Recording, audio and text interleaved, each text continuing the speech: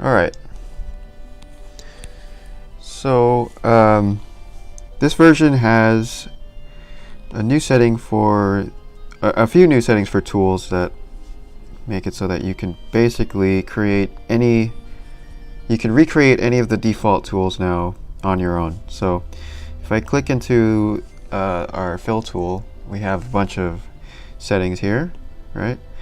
And the new one is called mix mode, and right now it's set to none, which is, you know, like a basic draw type of mix mode. We can change this to all these different ones, like mix, which does like this. It sort of eyedrops underneath your pen. We have smudge, which is just like regular smudge, and we have blur and erase. So that being exposed just means that you could go into this tool builder area here and create any of these you know, original presets. The other thing that's been added is that it's now contextual, so if you're on fill tool, it's going to hide the global size option because size doesn't matter for fill tools. So it's going to hide and show settings based on what type of shape you're on. So if we switch to, let's say, a draw shape, now we get all these different options that are related to draw shape, like global size and corner. So for example, corner, let me show you what corner does.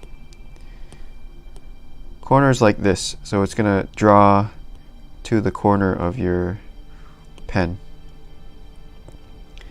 and you can turn that back off. And corner works with a lot of tools, like for example, I think line radial will work with corner too. So if I put corner back on, so it goes to the corner.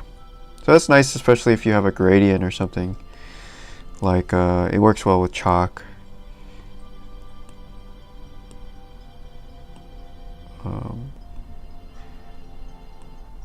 Like this kind of gradient thing, it's kind of hard to tell where it's going to go because it's in the middle of your pen. But we can change it to turn the corner back on, and then now the chalk is going to happen right at the corner of our, or at the texture will be placed at the corner of the pen, which is nice. All right. Hi, Will. Welcome. Okay, so I'm going to try to paint this portrait here. I'm working on portraits lately. I feel like plain April was just so many landscapes that I need a break, and I want to try something new. So I'm gonna do some portraits. Aside from that, the iOS beta, so this stuff is I'm testing it right now, and if this stream goes well, I'll publish it for the iOS beta. The other thing that's being tested now is saving. So saving has been changed a bit to use threads. So a thread is, you know, if you've ever heard of you know, your computer has 4 cores or 8 cores or whatever, dual core. That the whole point of having extra cores is so that you can do multitasking, right? You can do lots of things at once. So the way that, you know, saving was working before was that it would just whenever you saved, it would lock up the whole program. You can't draw, you can't do anything, you just have to wait while it saves. So that's been changed now to take advantage of threading, so that when you save, you can continue drawing. It won't have that lag, hopefully, or not. It won't be as bad when you are drawing and it's auto saving, or it's trying to save, especially on big files. Sometimes it gets a little clumsy, so that should help that. Okay. Also, merging has been changed. a lot.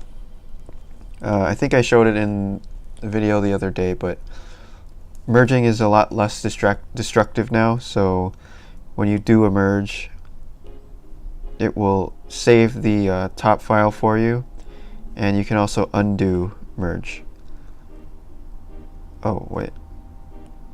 Yeah, you can undo merge. There. So, yeah, it's a lot less scary to merge now. The only issue with merge is that it does make your file size go pretty big, because it's converting the vector strokes into raster. So it's sort of doing like a conversion from an Illustrator, Adobe Illustrator, and making it into a Photoshop type of a deal. Not literally, but that, you know, just vector versus raster. Okay, let me actually start drawing here.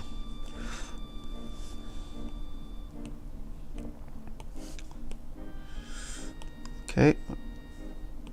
Now the tricky part about having all this control on the tools is that you can completely mess them up and mess them around so that they have nothing to do with their name anymore. So you can make a fill tool name that's totally not a fill tool. It's like a line tool, but it has mixing on it. So it has the potential to be confusing if you just are messing around with it and don't know what it does, but it does give a lot more control for people that want to make their own presets, I guess.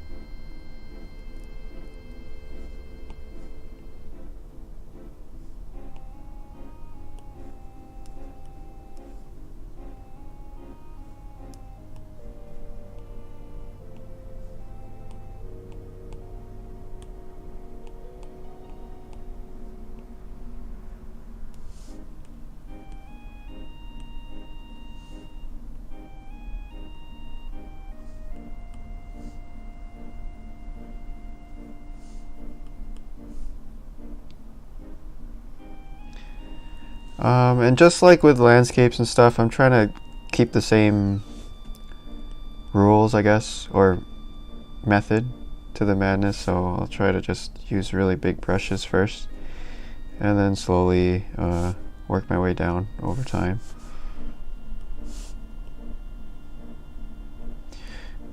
Stream's been getting smushed lately by the ever improving YouTube algorithm, so they keep finding music that's playing and blocking us. So today we've got some video game music. If you guys have any suggestions for good video game soundtracks or royalty-free music, let me know, because the music has been the kind of, yeah, we keep getting busted on the music. I'm not slick enough for YouTube music.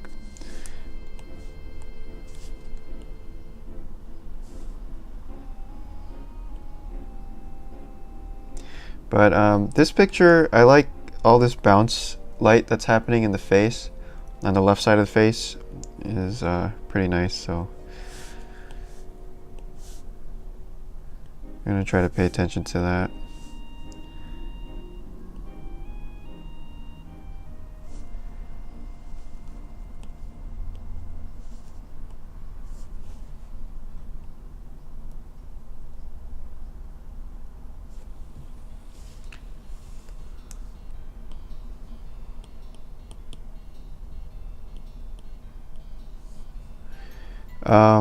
And aside from that, other big news for HEAVYPAINT is we got a new domain this week, HEAVYPAINT.com. So pretty happy about that. I've been wanting to get that domain for a while, but it was just kind of a little bit pricey. But I figured, I'm spending so much time on this project. I want to do it long term, so I might as well just go for it. Spend a little bit now, and hopefully it'll be worth it in the end. But yeah, check it out. The link is in the description. Let me know what you guys think about the new site. It's a new design. I've been working on it here on the stream, and some of you guys have been helping me because I'm sort of a noob with web design, but I really had fun working on this version because I don't know, I like the way that CSS and HTML work. It makes a lot of sense, and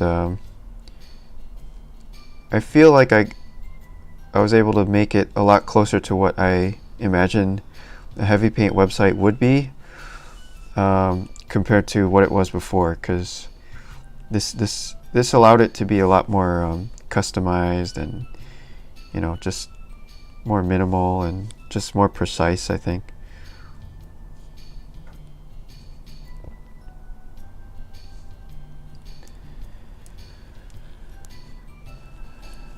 Hey Colby.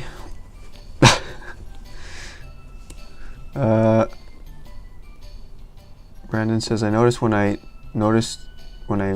merged anything slightly transparent, it would completely disappear. That shouldn't happen. Let me test it out here. So we have something here, and when you say it's slightly transparent, are you saying that the layer above has some opacity to it? Here, let's try opacity on the layer. Okay, opacity on the layer works, which actually I think that was broken before, so yeah, you're totally right that was messed up. And then the other possible way that you could have opacity is if you had a full opacity layer, but with, let's say we get the tool and make the tool have low opacity.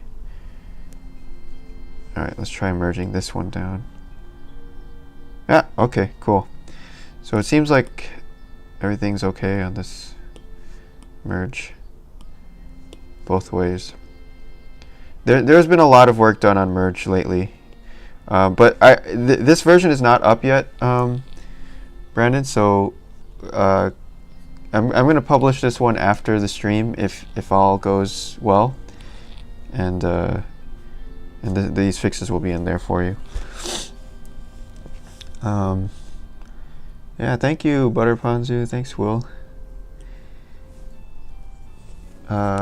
Is it possible to redo on iOS? You know what? No, it's not. I need to add that back in. That's a good, very good, that's a big thing that I'm forgetting. I keep forgetting. Yeah, we need to add back redo.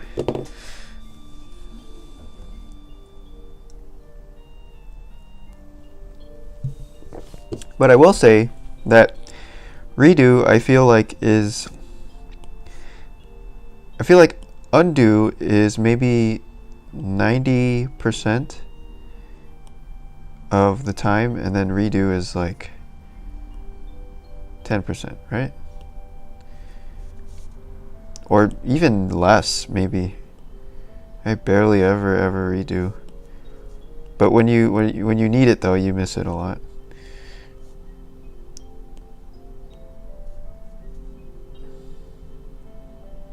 Oh, oops. Opacity 100. Another thing that's been fixed is opacity is per tool now, which I think makes sense because you probably only want to use opacity with like an airbrushy type of thing or certain texture or whatever. So when you switch tools, it goes back to regular opacity. And then also, what this means is that since opacity is like locked to the tool, you can do your eyedropper and whatever, and the tool still respects the opacity, or the color at least respects the opacity, because before it would like jump to full opacity if you tried to eyedrop.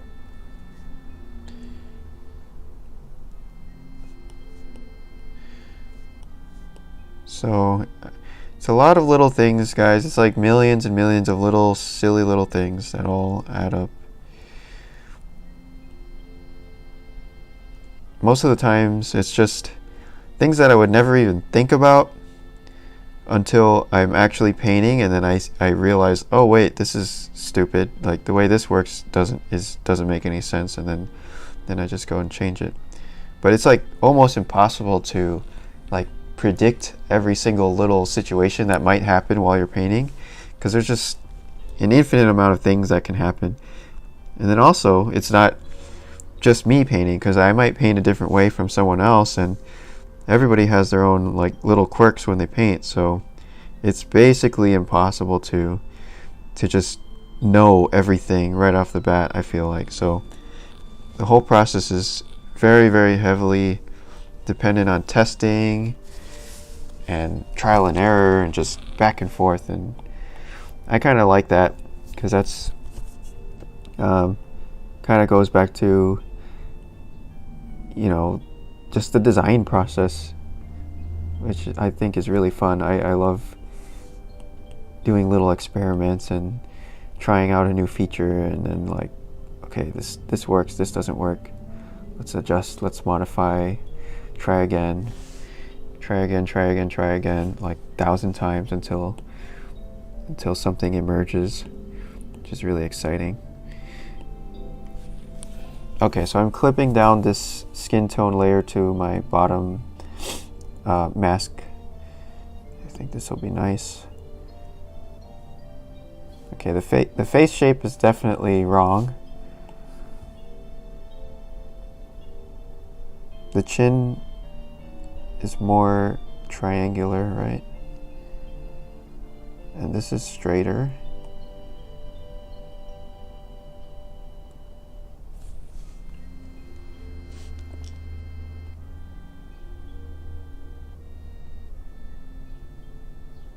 The neck is also smaller.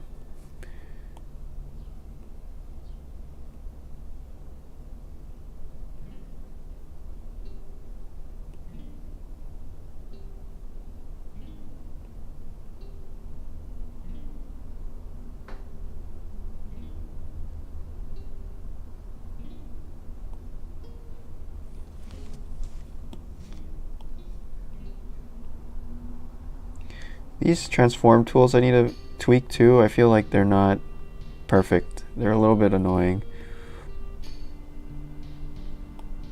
but I'm not sure exactly how to handle that. Usually apps will put like a box around, like a selection box around whatever you're trying to transform. The issue with this is that, I mean, maybe I could. It's tricky though, because I don't have the bounding box, I think, because these are all vector points, so I would need to, there's probably a way to calculate the bounding box for the, I'll look into it. I need to think about that. But for now, this is like kind of a medieval way of doing it. But I like that the buttons are big though, because sometimes on those things it's hard to actually hit the little controls. So I like controls that are easy to hit.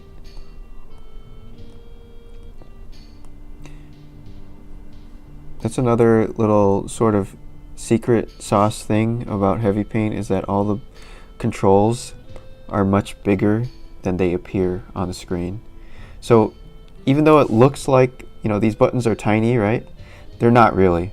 They're actually full size. They touch each other. So there's actually no dead space between any of these buttons or the sliders. So see, if I try to click in the middle between these two sliders, there is no dead zone. So the full area is for controls, which is really nice, I think, because I really hate when programs put dead zones between the controls, because there's no point of having a dead zone between these sliders. You always want to, when you click, you always want to hit something there. So there's no gap between any control. There could be visual gap, that's fine, but the actual control gap doesn't need to be there. The only issue is that I've seen people when they first try to use it, they're like, oh my god, the sliders are so tiny. How do I even touch it? It's so impossible to hit. But I'm like, dude, the control is the entire. It's super thick. There's no way to not hit it. It's just like it looks like it's tiny.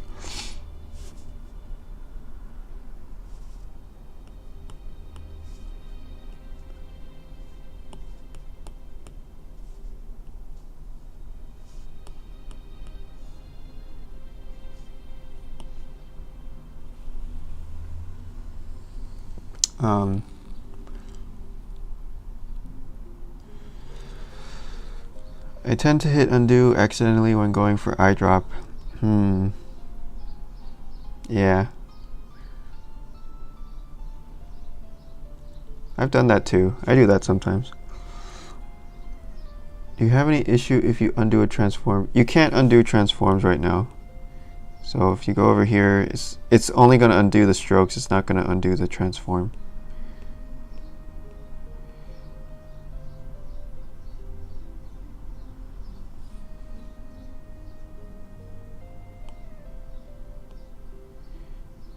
If you undo a transform, it seems to disappear.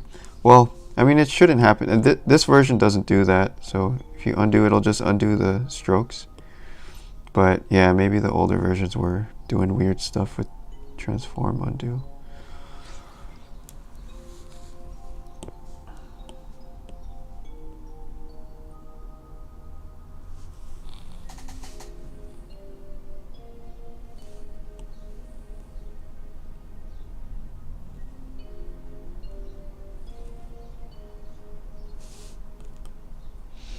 Okay, so last time we were painting Lance Reddick, and I think the problem I ran into was I wasn't picking enough colors. I kept color picking a lot, and that was sort of ruining my I don't know, it was ruining the values of what I was doing. So I think today I'm going to try to be more careful with values and not color picking. I mean, I could turn it off. Let's see how long I last if I turn it off. I might get a little annoyed and freak out, but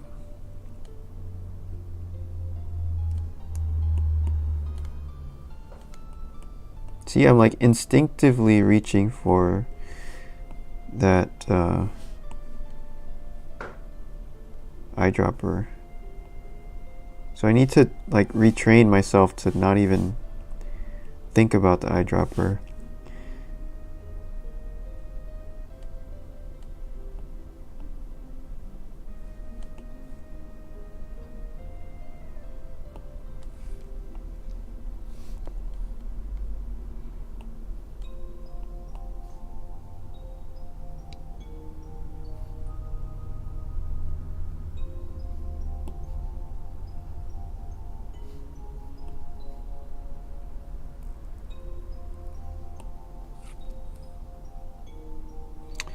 Maybe I can try. I like how this feels sort of,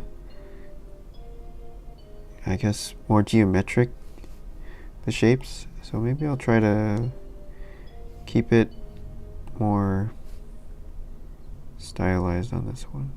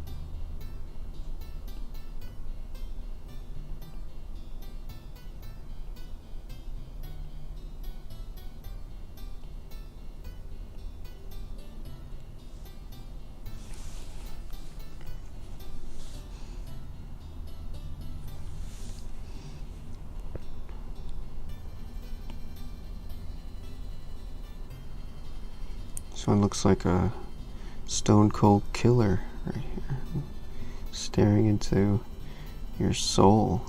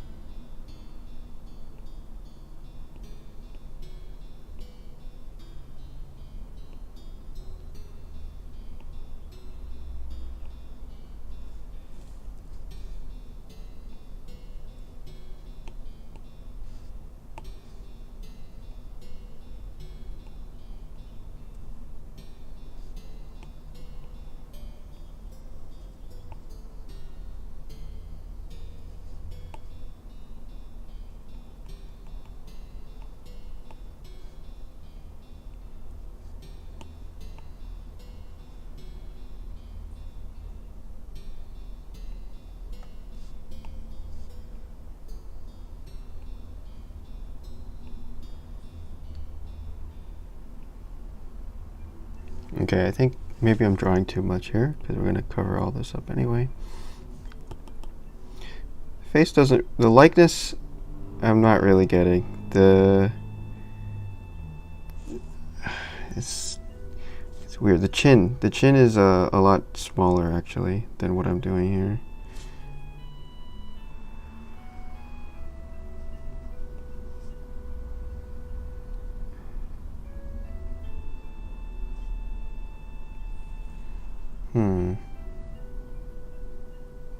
That doesn't feel right either.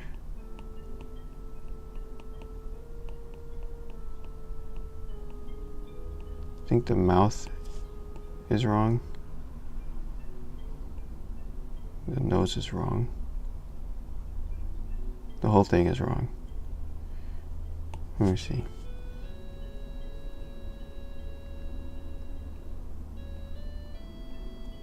This is kind of a long nose, right?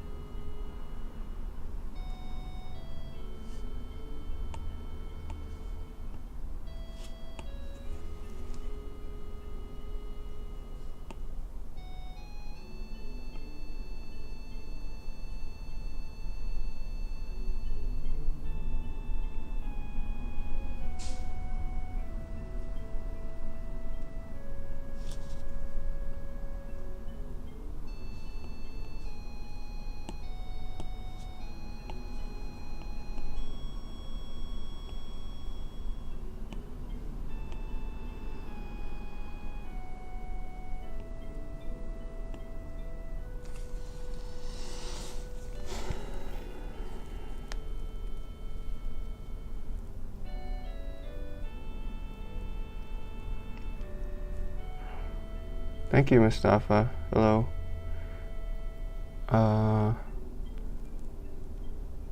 Max is say when is it possible to see heavy paint and Wacom tablet properties? Oh, I don't know. You can't see it in there?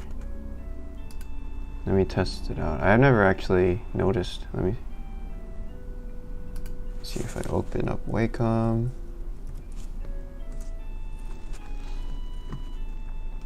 Add heavy paint. There it is. That was easy. It's possible now.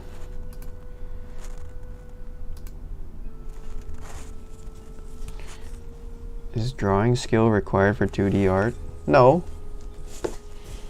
There's plenty of people that make art that don't have drawing skill.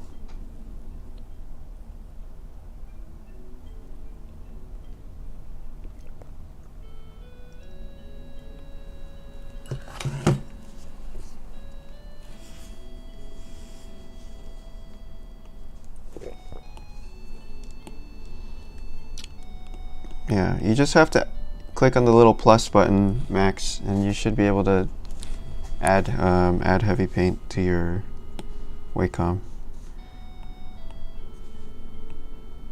On that note, actually, on Windows, the tablet driver has been exposed, so you can choose your own tablet driver. So the way that works is, if you're on Windows, you can there'll be an extra option here on Windows where if you click on the top left, there's a tablet driver option. You click on that, and then you can change between Windows Ink or WinTab, which are the two default. Well, those are the two tablet drivers on Windows that exist, I think. So. Would you make a video about the philosophical meaning of this drawing skill? No, I don't think I'm qualified to make a philosophical video on anything. I'm not good at that. But I would say it's yeah, I don't think you have to draw to make art. You can do it however you want. I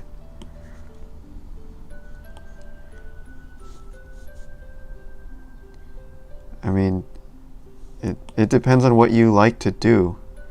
I like to draw, so that's what I do.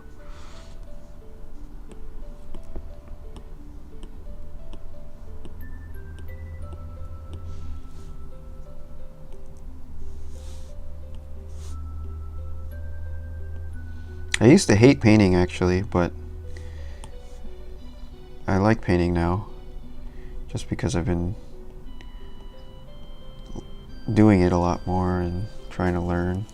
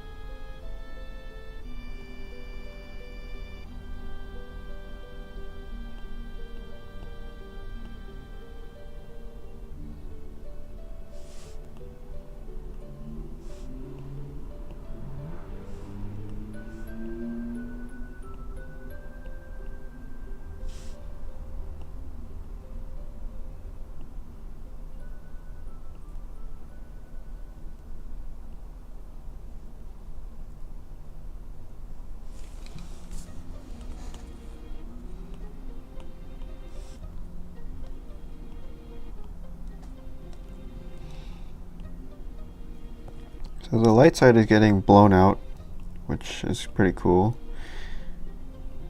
But the light wasn't feeling strong enough, so I'm trying to really blast it in.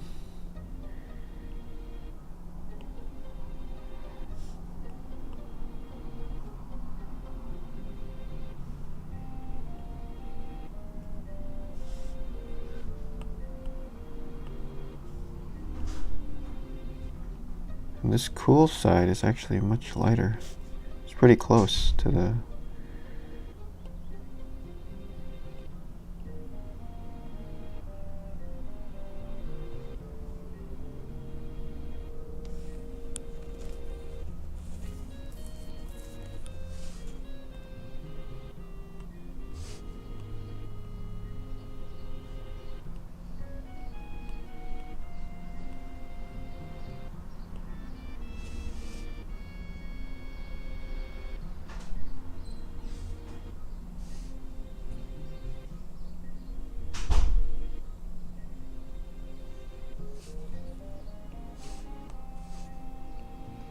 I'm gonna try to not eye drop on this skin tones. See if we can do the whole thing without eye dropping here. This is the meat and potatoes of the portrait. I don't want to skimp out on it. I don't want to be cheap with the skin.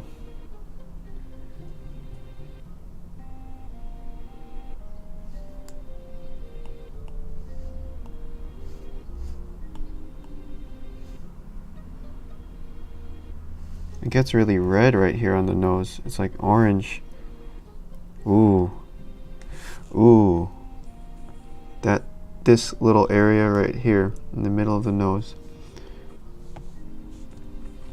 I guess it is nicer to have the colors closer up. Actually no, zoomed out is better. So we get the overall feeling. Try to match the size a little bit.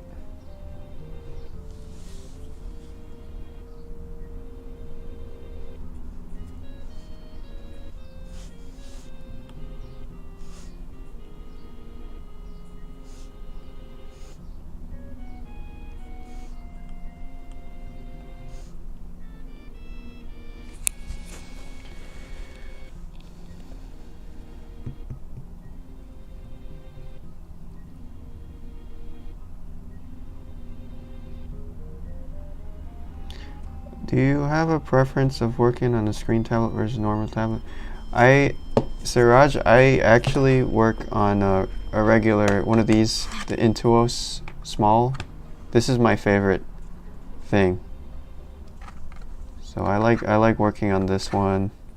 I like working on this iPad too, is really nice, so either one. But usually I'm working with this because the nice thing about these is when you draw on it, you can keep your head pointing up, so it just makes your neck, it's a lot better for your neck. It doesn't hurt after too long, you know, like when you're looking down all the time, it may hurt your neck.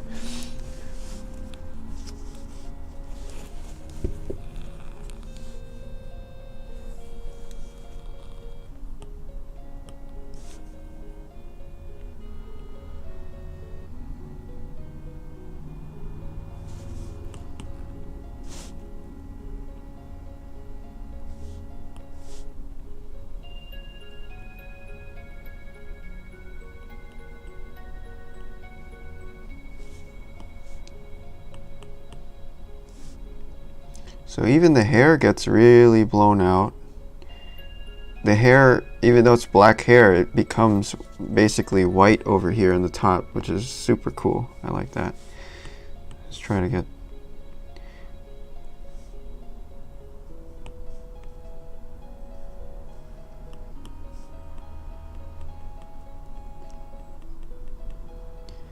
That's the light being like, I don't care what material you are. Screw you, I'm light. I'm gonna make you white. Which doesn't happen that often. Usually the light kind of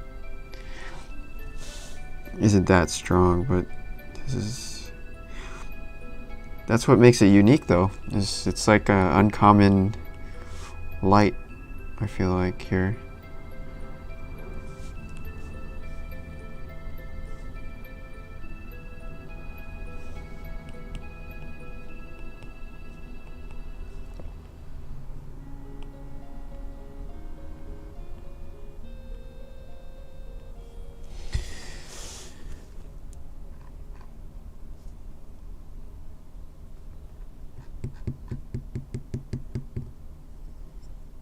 Do I have a day planned to do layers on Android?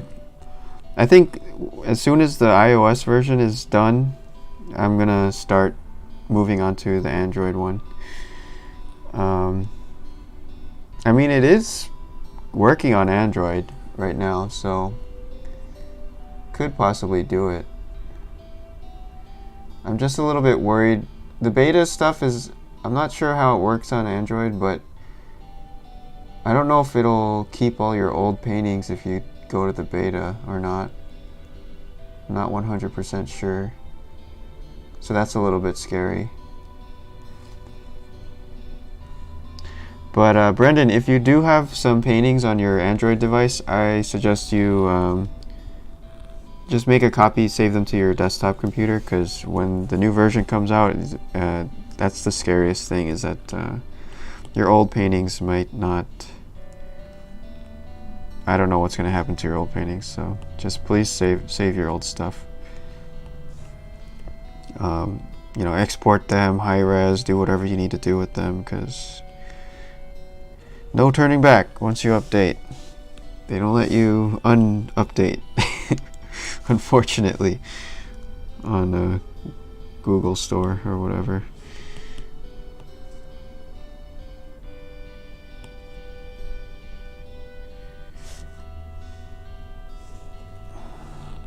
But another thing, are you using the desktop new version, Brendan? Just curious. Oh, Mara. Okay, so this goes here. Oops.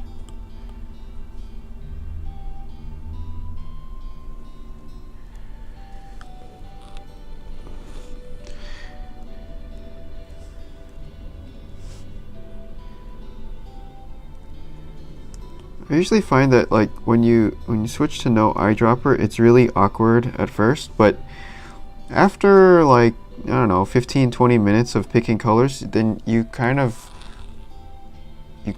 get in the zone, and then you can sort of feel where you are in the colors, which is really nice. You like plugging into the matrix, you know? So but anytime I jump out of it and get back in, there's always like a little bit of time where I'm all confused again.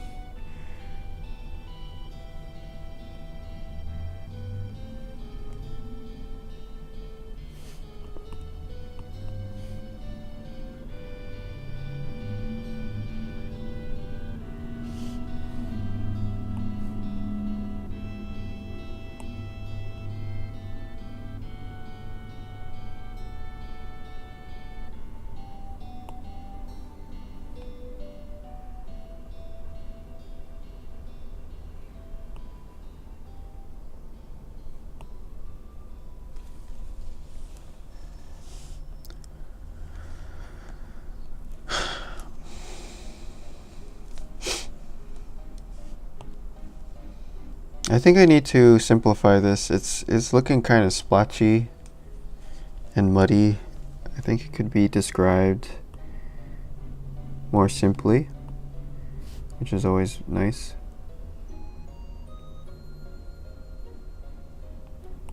Maybe I need to zoom out more.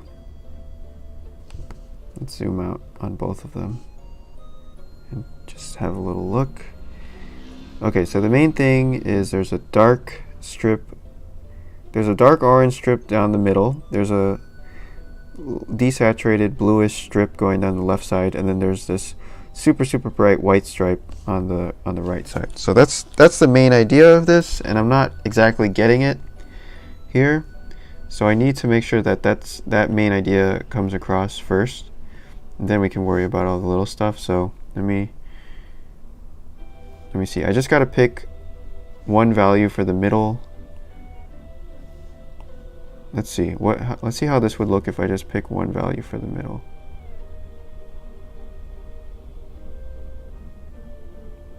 Sort of like that.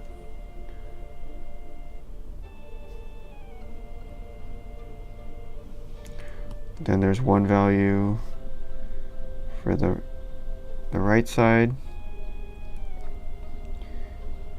And then there's one value for the cheek, or the left cheek.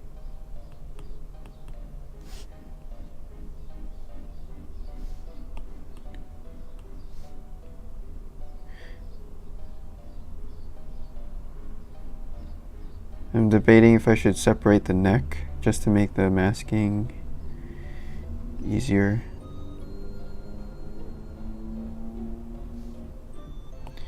And then if we were to blend this, would that look good? This is almost as lazy as color picking, but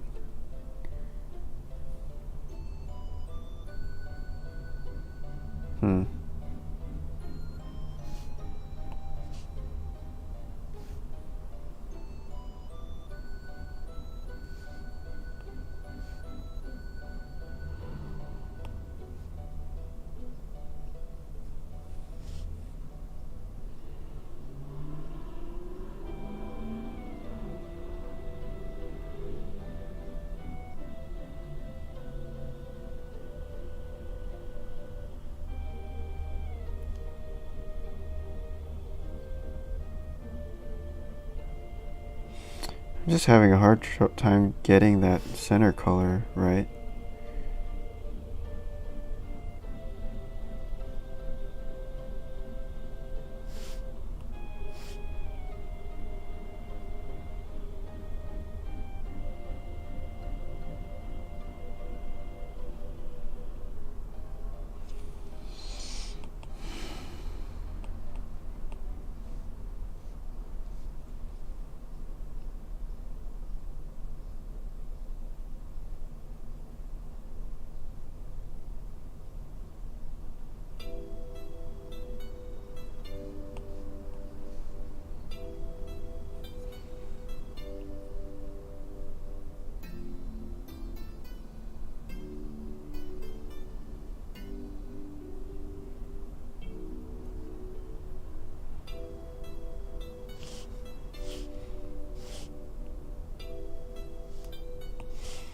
But I like this simple version more already than the more complicated Dimensity version I had earlier. So I'm happy. I'm happy with the decision to try again.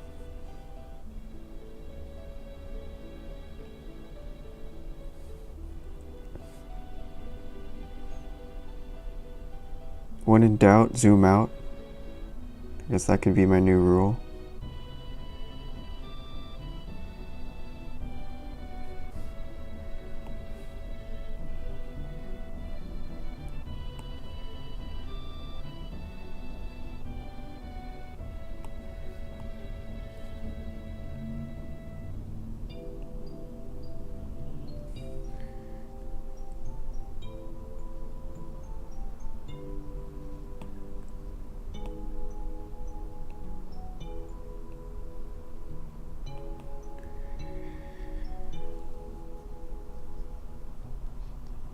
Would it be difficult to implement horizontal flip because of the way HP works? Yes, I did put in a horizontal flip before and it caused a whole bunch of bugs, so I took it back out.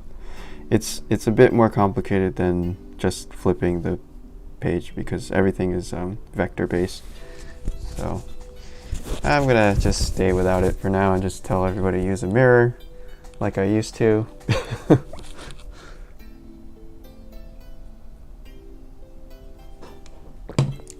Do I have a favorite old master painter?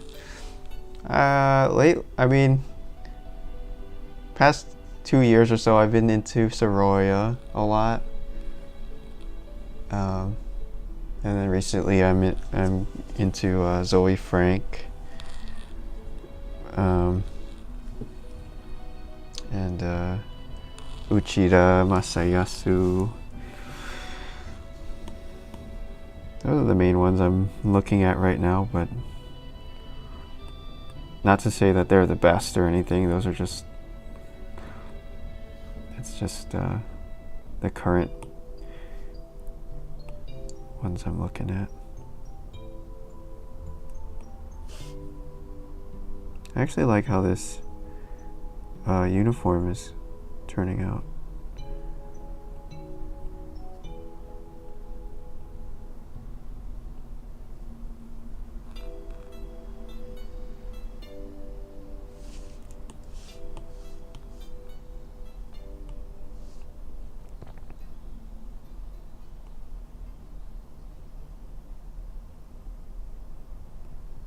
Does anyone else work at this scale, like literal thumbnail scale, when they're doing digital art? Just curious how you guys like to work, because I know Michelle loves to work huge. Like, she'll have the thing taking up the entire 27 inches screen, and I cannot work that way. It like makes my brain explode.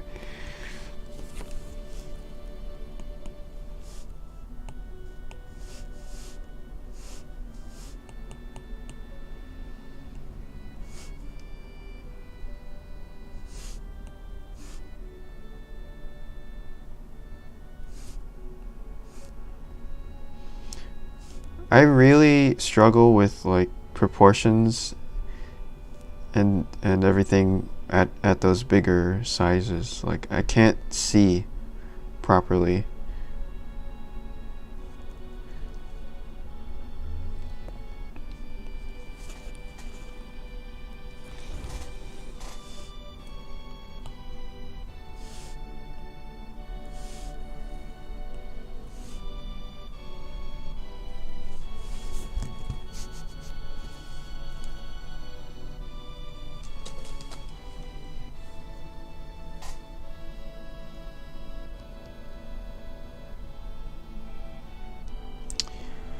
What if the active canvas would not flip, but you'd have a toggle to show a mirrored canvas preview next to the active canvas?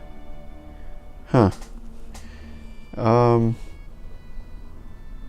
Possibly. But where would it go?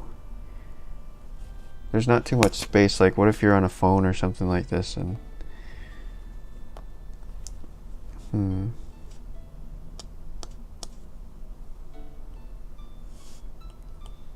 That would make it less buggy though, if you weren't drawing on it. The tricky thing is that it's not just flipping the image, it's like zooming and panning and drawing and all the different things that you can do. A lot of them are tied to the the horizontal direction, so it like screws up a whole bunch of other stuff.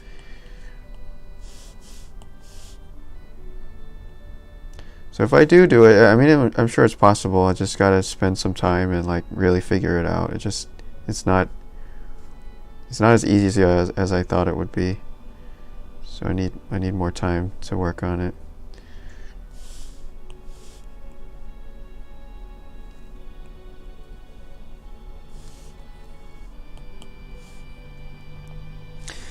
Just like everything else in this project, or everything else in general, I always think it's going to be easy, and then when I try to do it, it's like, oh shit. Why am I so slow?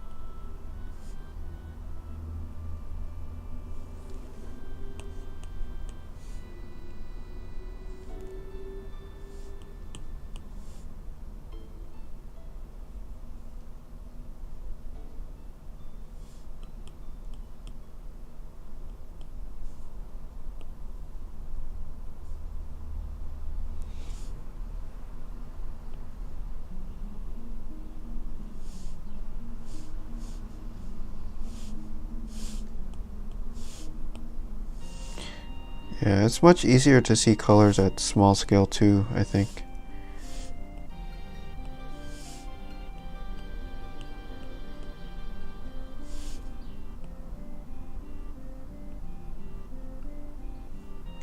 But seriously, yeah, what?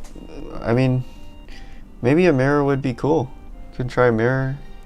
I know a lot of people use rulers and stuff on their Cintiqs, or some people use their French curves on the Cintiq. Why not use a mirror?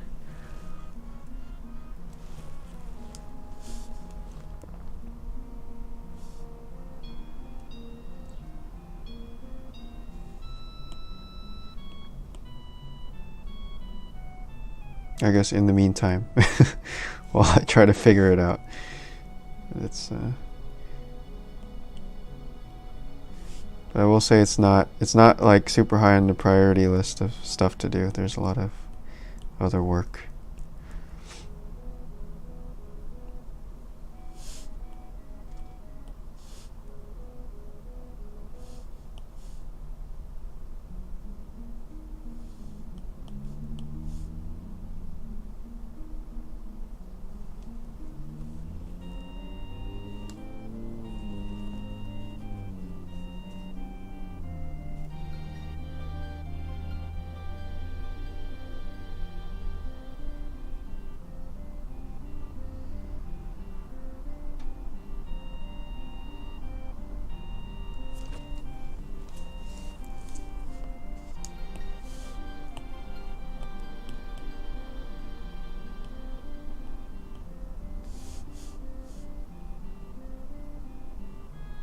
Oh damn, nailed that. First try.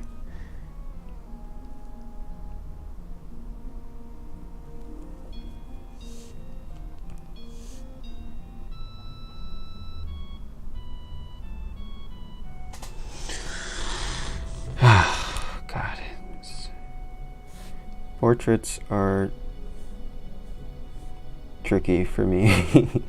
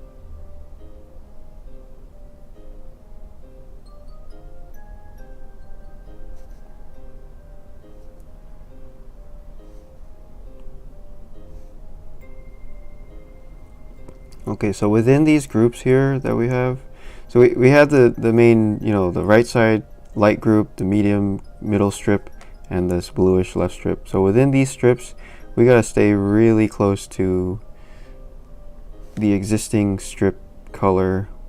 Otherwise, we're gonna start jumping around to other strips. So this is the part where maybe the sliders should be bigger so we can be more sensitive with the sliders.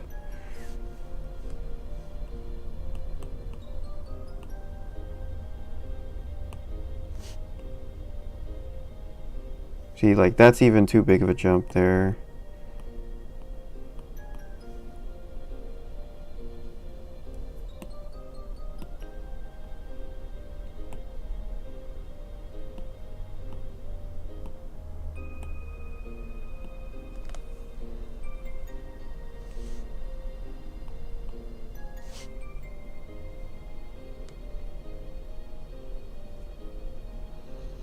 Even these I guess you guys can't see what I'm pointing to, but these areas here are too big of a jump.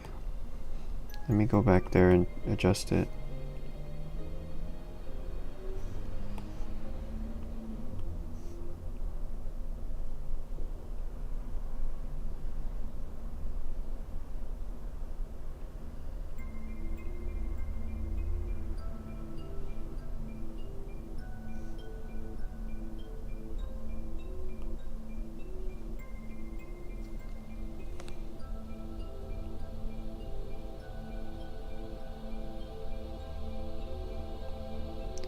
I guess it's something like trying to get as close as possible to that value that's already there, as close as possible, with it still being like distinguishable to your distinguishable jump.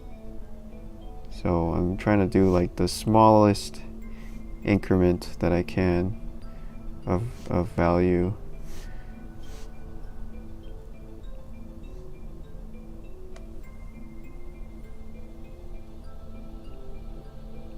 Which on the slider translates to like barely anything. Barely touching the slider sometimes.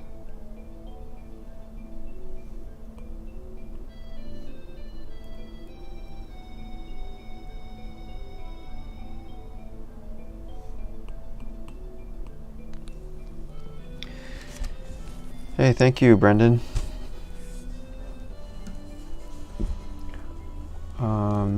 On phone, maybe just a press and hold toggle, which just overlays a mirrored. Oh, that might be cool, actually. Yeah, maybe it would be something like black and white mode then. So it's a if you guys don't know black and white mode, it's like this. You turn on black and white control, and it doesn't do anything, right? It just exposes the control for black and white, which is up here in the top left of the control panel. And so you can do like that to flip, or black and white. Oh, that would be nice. Like it's a little button that. But yeah, it wouldn't leave it flipped. It would just flip it temporarily as you hold it, because I don't think I'm set up to allow complete flipping yet. Because you'd have to actually like physically flip all the strokes paths, which I don't know. It might take too long. It might be too slow. So yeah, maybe just a temporary flip, like a shader flip, would be nice.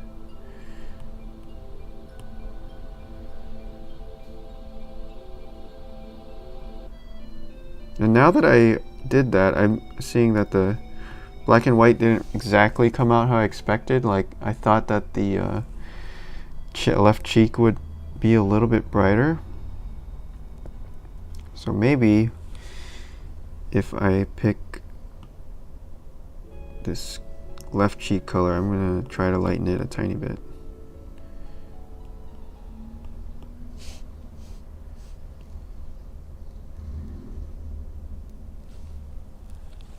Is that more like it? But that feels like too bright now.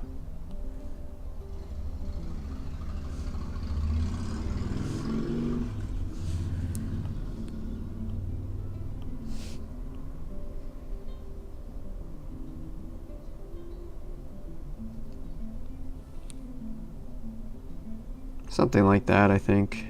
Yeah, there you go. Now you can feel it a little bit in the values.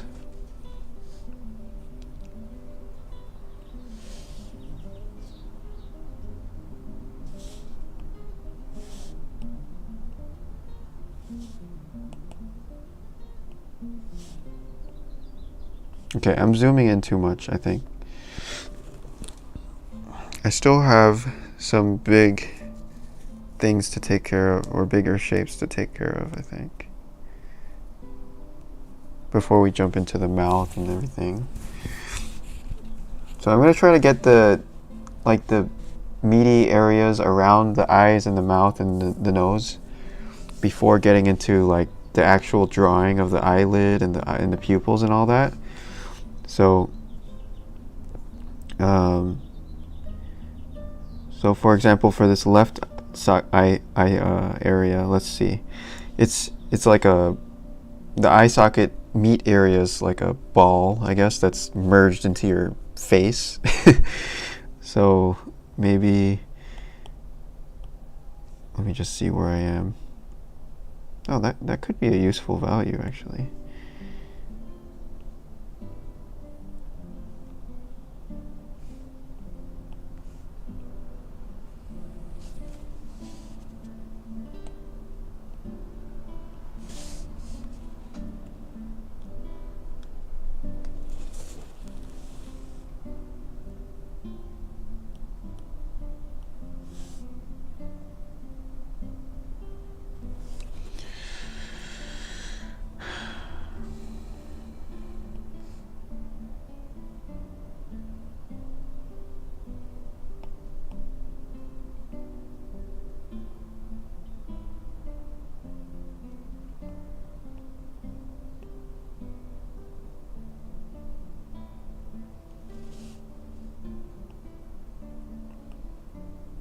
This music is classical as fuck.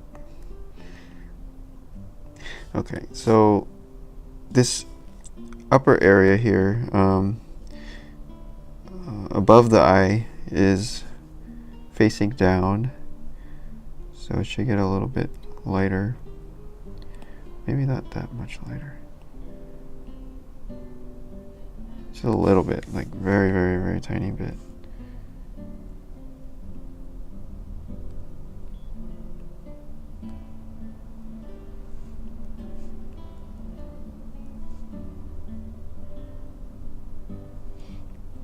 This part is very dangerous because I could very easily end up back where I was in the beginning, where I was like, hey, this area is way too complicated, let me re-simplify it.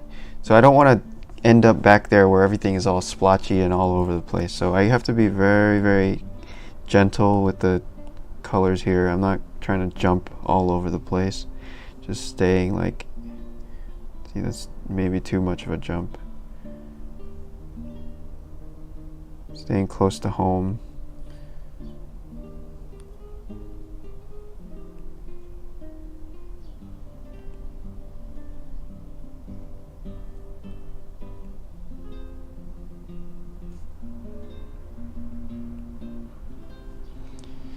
So the things I feel like I need to learn about portraits is sort of the shorthand of what things you can easily simplify and what things you have to be more detailed on, because I feel like I don't know what I can get away with, simplifying yet. Like, could I just make this whole thing a big, like, sphere type of shape?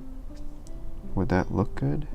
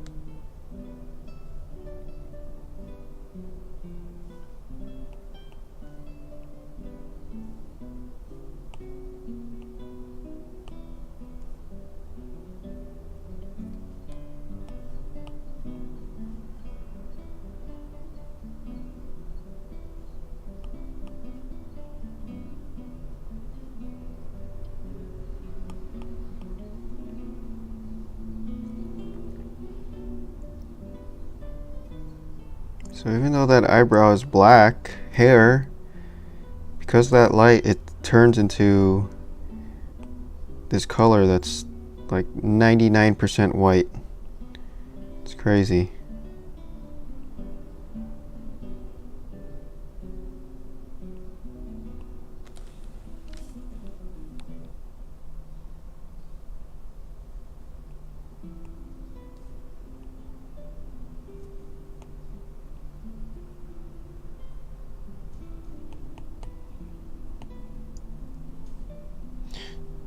So now we've got a little bit more of the meaty stuff going on around the features, like the eyes and everything. So I feel a little bit better. It's like the eyes want to pop out now. They're there almost. They're like the ghost of the eyes are there.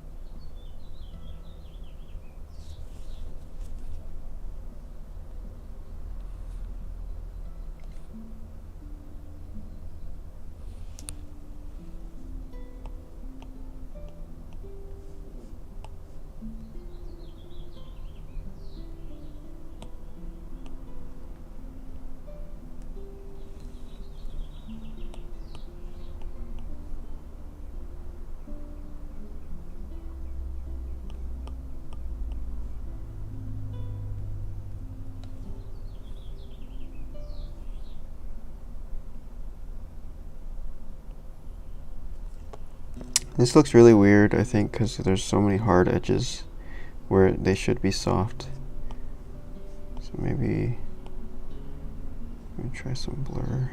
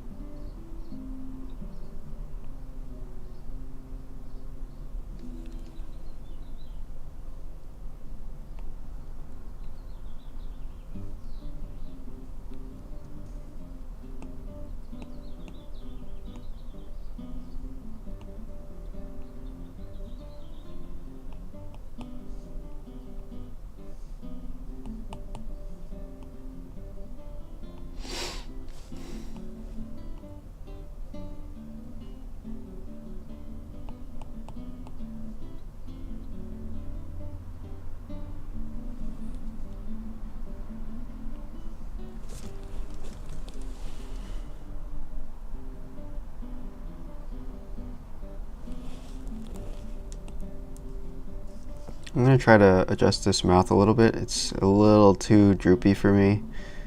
So the way we can do this is, let me save this first. I'll call it Anime Light. No, I don't know. Light Japan School. Okay. So once that's saved, I'm gonna go in, get another layer and merge this top layer into it.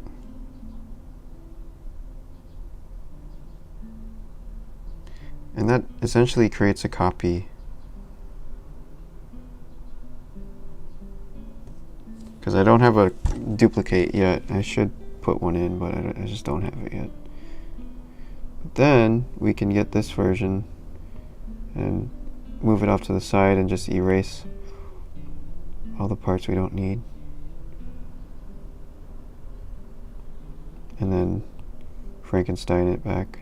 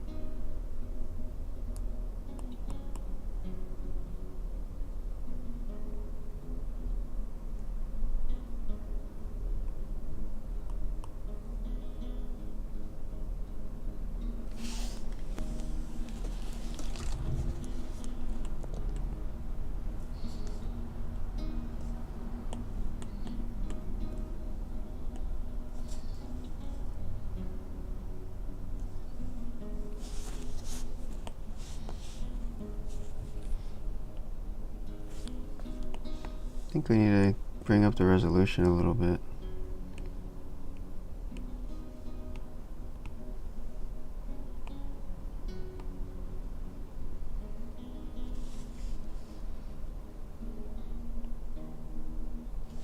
Yeah, this eye looks weird. This looks really weird. Ooh.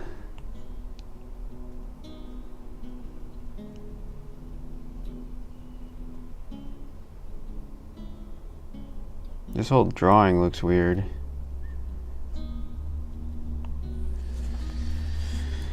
I don't think I earned the eyes yet. I think the area around the eye needs to be developed a little more too.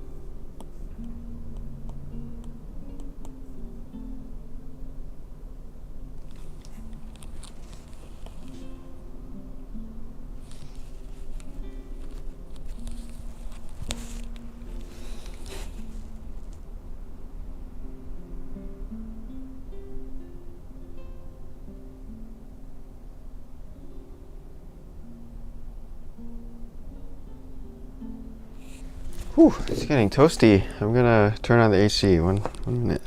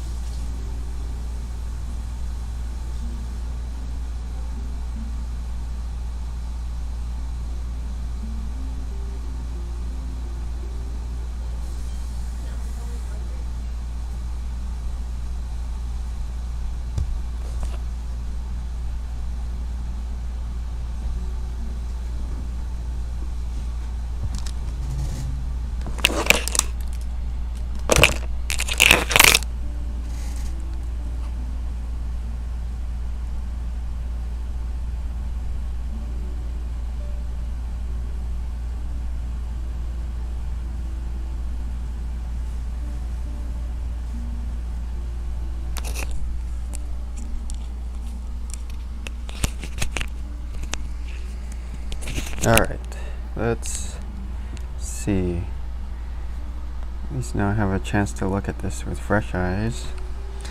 It still seems so weird, like this face doesn't look anything like the picture. I really screwed up the drawing here, but it's okay.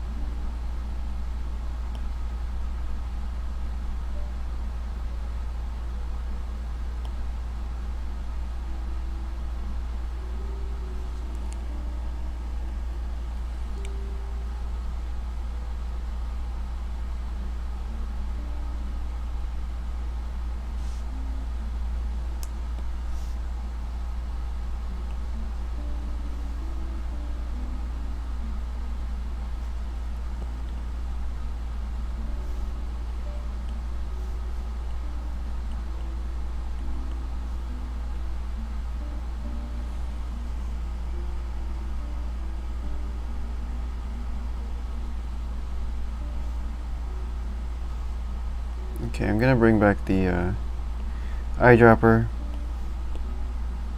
because I think we have most of the values in by now, and I just need to be able to pick stuff quickly to like mask. Like I need the background here.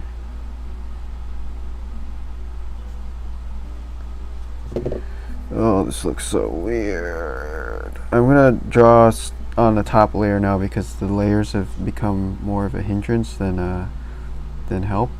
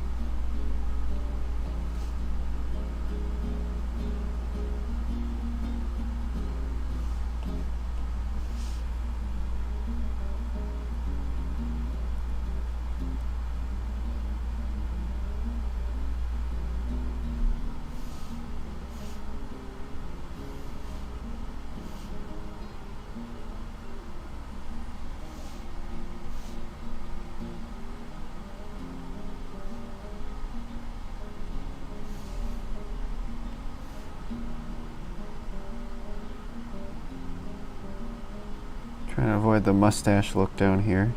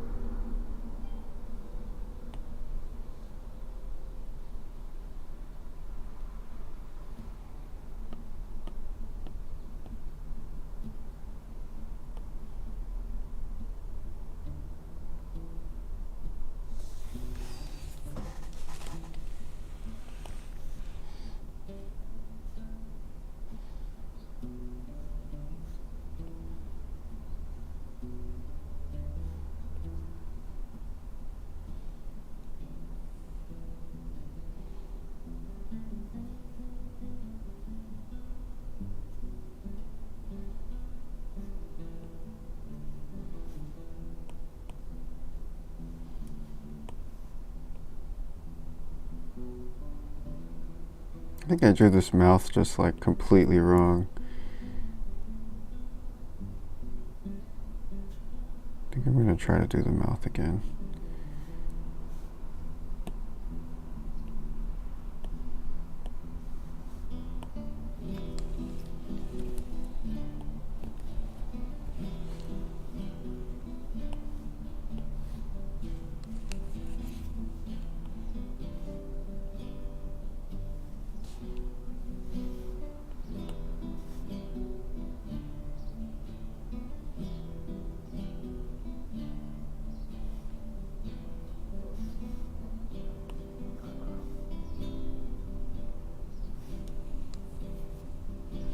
I'll try to get more of the surroundings of the mouth this time before actually jumping into it. I think I did go a little too early before I had like any structure in there.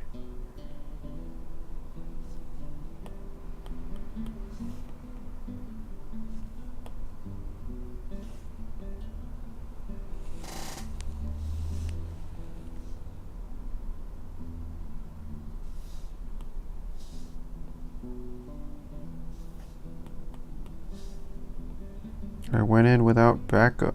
That's basically what I did. Came in too hot. Came in.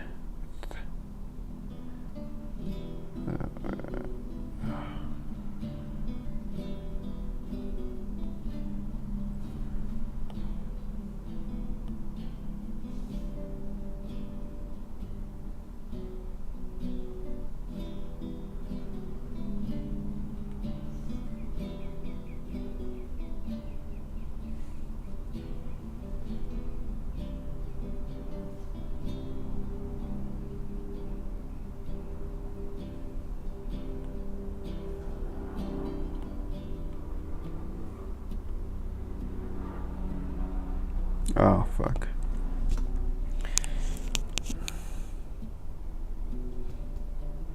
No, what? Holy shit.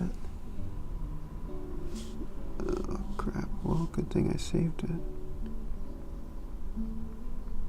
Huh. That's not good. This whole thing was supposed to be just so this doesn't happen. Wait, let me see. If I open... Hold on. There might be an autosave for us. 1 second. So this new autosave system should save 5 in a row. Whoa, what the fuck? How do they all get ruined? All 5 of them? Oh my god. Really? What? It should be saving... Wow, how did that happen? It ruined like 5 autosaves and the sketchbook all at the same time somehow. Okay, well, I guess this version isn't going up yet.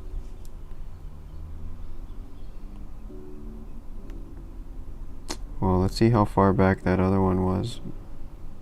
Oh, you know what? That one was pretty far back, actually. Was it?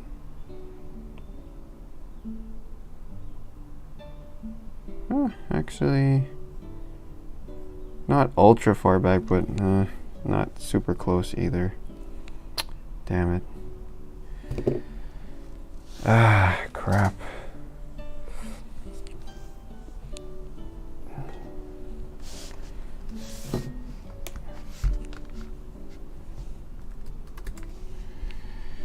Let me see what it says here, if there's anything that happened.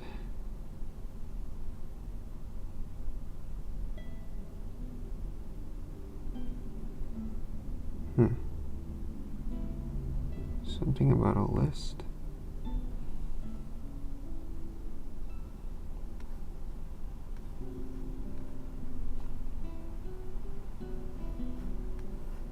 I'm not sure what caused that. I'm gonna have to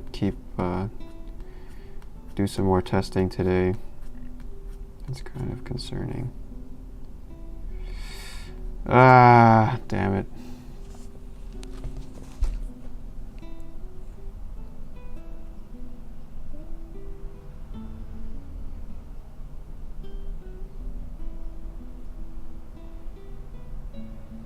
I mean, there is I don't understand how it saved over all of them at the same time, unless it was auto-saving each one and saving them all like broken each time.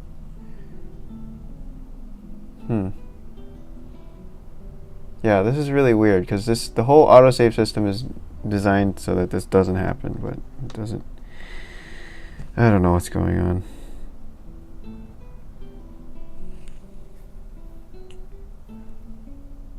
Ay.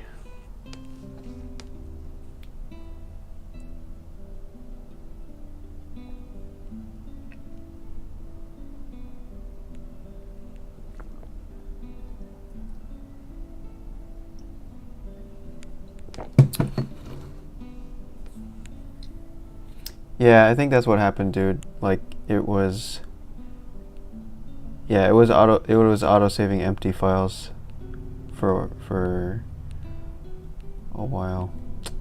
Huh. But I wonder what caused it to start going empty. And I've never seen that before where I've seen it crash and cause an empty file, but I haven't seen it like be working and create empty files before. That's weird. It might be because of the thing I just added, which was the threaded save. So maybe the threaded save got bugged out. I don't know. Hey J-Ron. We just got a crash with a weird crash where it was saving empty files to autosave, and it saved like 5 times, or I don't know, it saved okay, I'll figure it out though. It's okay.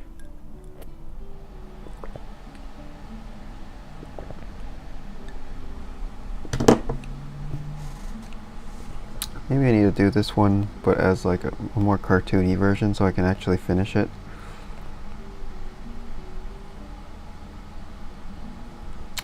Yeah, exactly. The autosave happened. I mean, it normally it autosaves up to 5 versions of the current page, but I guess it kept saving empty files for some reason. I don't know why. Never seen that before.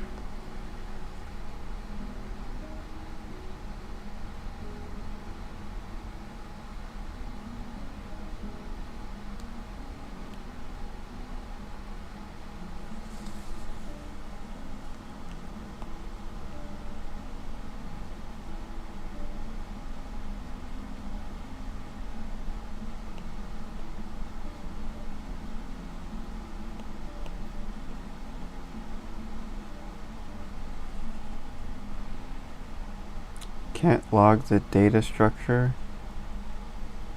I don't even know what that is. I mean, I can check if it's empty before it saves, but at the same time I don't know what would cause it to go empty like that.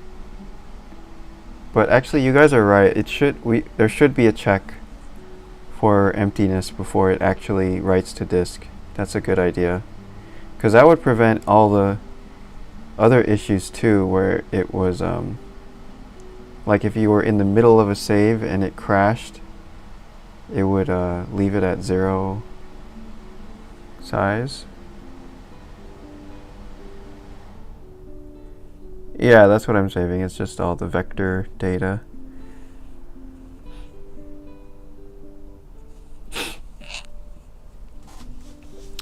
If that object is empty, then don't save. Yeah. But let me ask you another question though, because yes, that would solve this issue. So I'm gonna definitely do that after this. But another thing is, would it solve if you were in the middle of a save and it crashed? Does that also create files with 0 kilobytes? Like if you were during save, a crash happened. I mean, not save, but during writing to disk, if a crash happened. Are autosaves done differently than manual saves? Not really. The only difference now is that I just recently tried to add threading so that it can autosave in the background. Maybe it has something to do with that. I'm not sure. But yeah, the weird thing is I don't understand how it could have gone to 0. The data could have gone to 0 in size all of a sudden.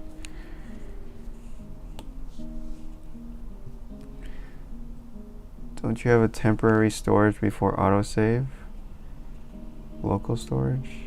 Yeah, let me show you how it works. There's 2 places. There's this little temporary area called autosaves, and it just saves five files in a row. Oh wait, is it doing it again?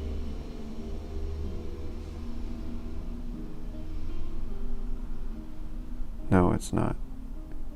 Wait, let me go back here and try to do a bunch of strokes so it'll autosave. 1 second.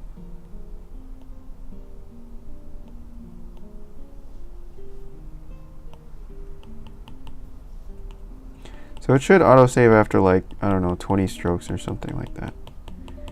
So I'm guessing it's autosaved by now. What the hell?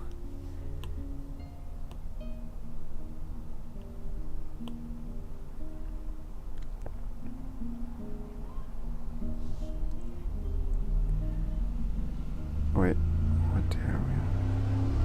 Okay, so here's the latest autosave right here. 13.1 and 13. Oh, this is because of the one I just opened. Shit. So this is the sketchbooks area, which is like all the pages that you would normally see in the interface here when you open this menu. So this is all these pages. But then on top of that, we have the autosave area where it just like saves a bunch of copies. Let me see if that's working now. Do a bunch of strokes. It should autosave. Yeah, autosave is turned on. God.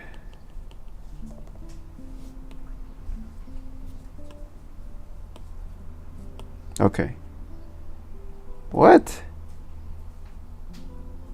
So this is weird now. It's saved to 0 kilobytes. That means this one probably is also... What? Okay, something really weird is going on here. So the sketchbook versions are saving, but then the autosave isn't. I need to look at this later on because this is too complicated right now. Ugh. Oh no, not merged. Whatever, I can just undo it.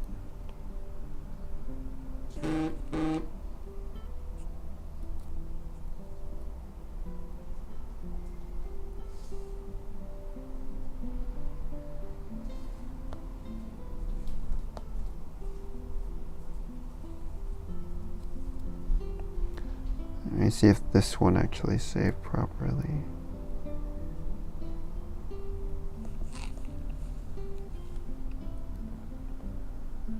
And then when you manually save, it'll go to export, I think. Is it? Or saves? Should go to export. Oh, there it is.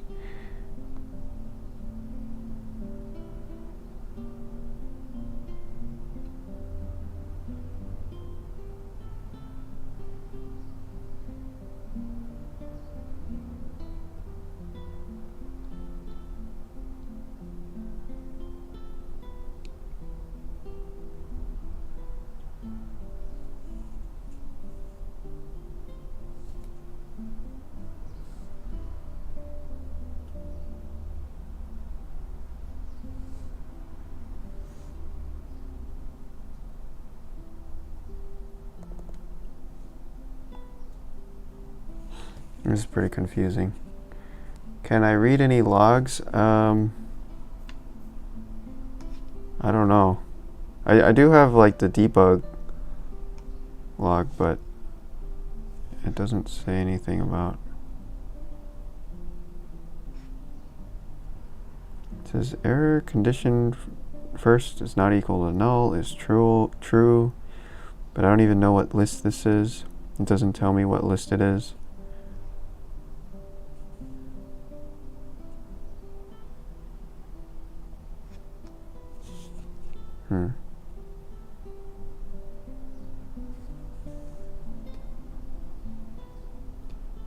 Sorry, I can't put this up on the screen because it's on my Mac, so I can't get it on the stream. But it looks like it was saving fine. It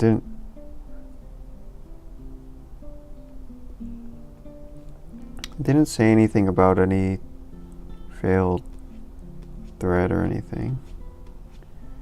Maybe I'll try turning off the threading and put it back to how it was and see if that works. God damn it. But like, you should be able to save in the background, right? That's a normal thing for programs. Like when you normally do an autosave on a, Blender or Photoshop or something, it won't lock up the entire program, right? If I'm remembering correctly. It should just do it in the background and let you keep working.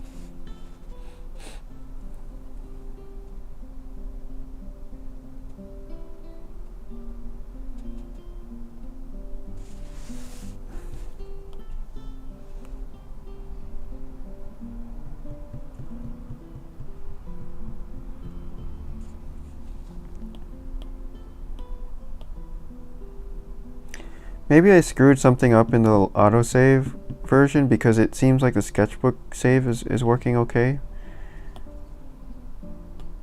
Although it broke that one time, but yeah.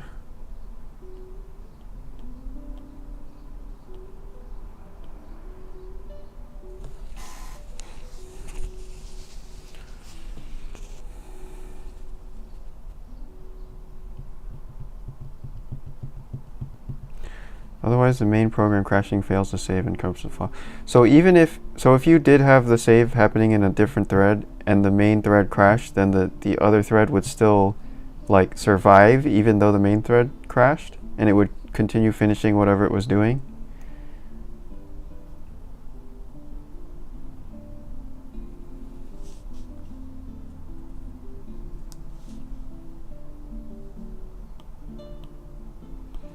I am basically just learning about how to do threads now because the autosave has been giving me so much trouble. I'm trying to like figure out how to make it faster, and goddamn, autosave is killing me.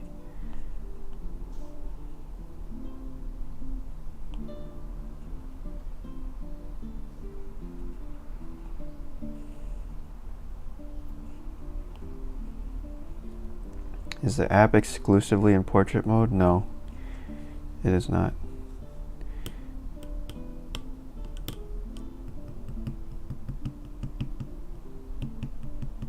Try logging the list data. Yeah. I'm definitely going to put in that check that you guys are saying so that if there's 0 data, then don't even attempt to save, because that would be horrible.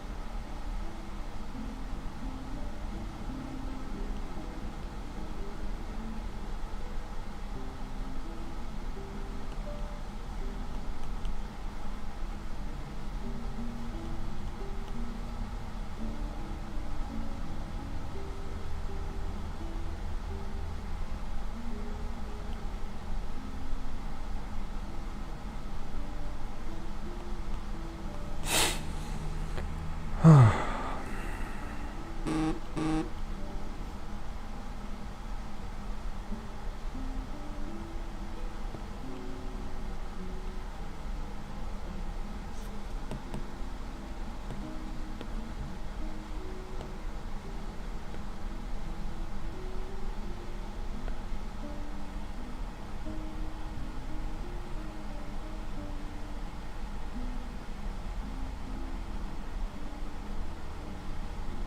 you have autosave on a timer? No, it's on strokes, so it saves every 25 strokes or so.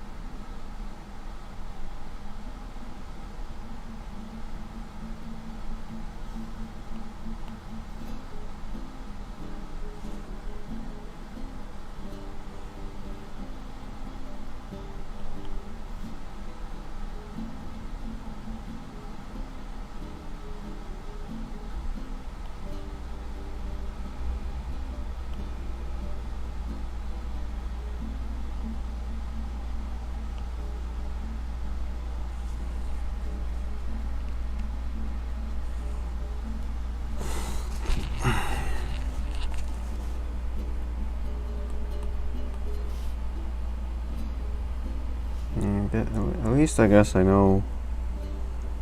I already went over these parts here, so I know what I need to do, sort of.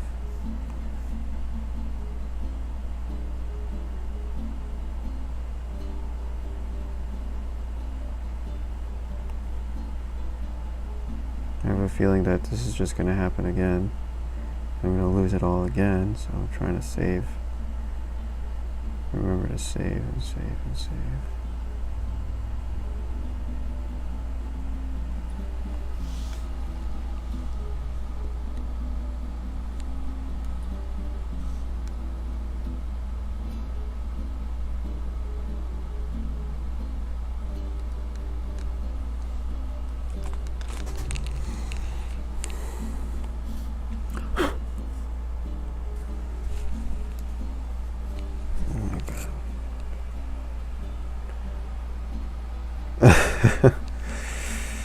I don't know, Kirk. I just copied the picture. That's how.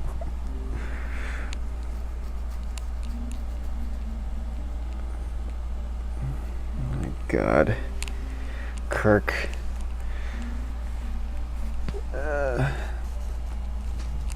Oh my.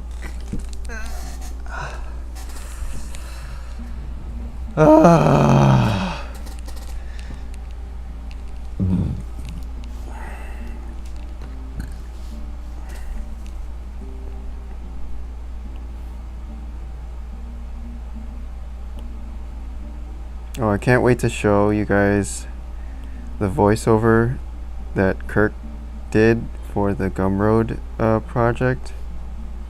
It's actually pretty legit. So, yeah, we're working on an ad for Gumroad, and it's sort of a Voltron inspired. It's like, Voltron, Power Rangers, Sailor Moon, all, typical TV show, kids, whatever, anime TV show intro. And so Kirk is doing the epic, like, in a world, or whatever, since the beginning of time. And it's pretty awesome.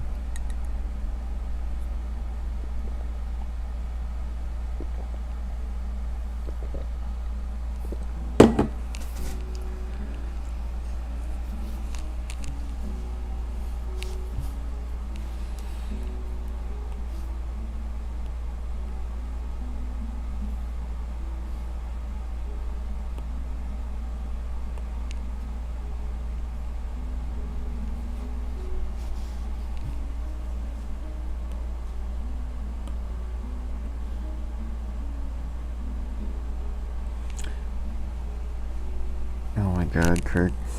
Damn it. Damn it.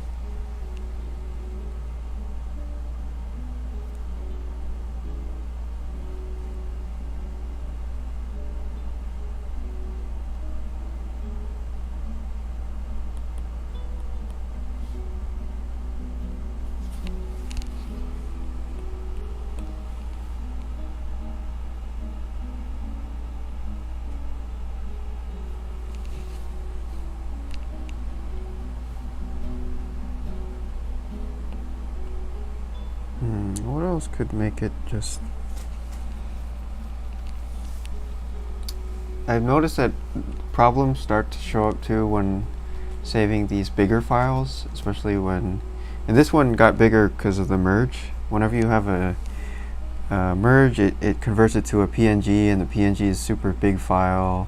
Or if you import an image, then it becomes, you know, more prone to errors. So I gotta figure out how to make it so that even big files will be safe to save. It's a really bad problem because, you know, it happens on bigger files, so that means that someone's probably been working on it longer or something like that, and then it's like extra painful.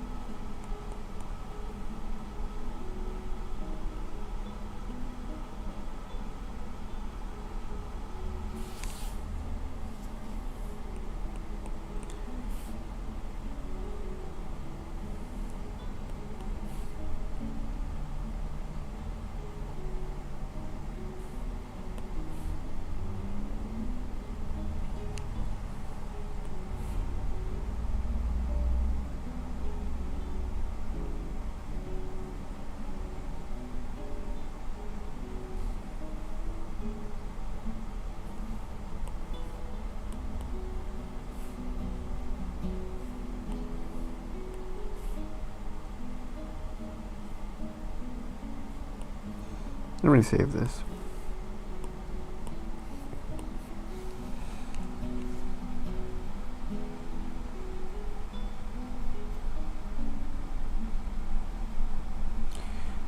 How can I zoom in on MacBook if you don't have a mouse? You can use the comma key, and the M key is pan, but that will only work in the latest version, so just re-download the latest version. Why does merge need to be saved as a PNG? The issue is that with merge, the issue is masking, because if you, let's say you merge into a clip layer, that works fine actually, but let's say you drew you erased a hole out of the middle of your top layer, and then you try to merge that down to the bottom layer. The problem is that the you wouldn't be able to stack up the erases from the two layers. Like all the erasing would sort of be merged into one, and the order of erasing would not be maintained. So I have to figure out a way to do that so that it would know how to like erase in the correct order, but as it stands, it's not able to, it doesn't work. it would need some sort of I don't know how it would do that. I guess because there would be no way to recreate that if you were painting normally. Like you wouldn't be able to draw the bottom layer. Let's say you filled up a bottom layer full of strokes, and then you draw a top layer over that, and then you erase a hole out of the top layer, and then you want to paste the top layer onto the bottom layer. There's no way to actually recreate that using regular tools on one layer. It's basically impossible.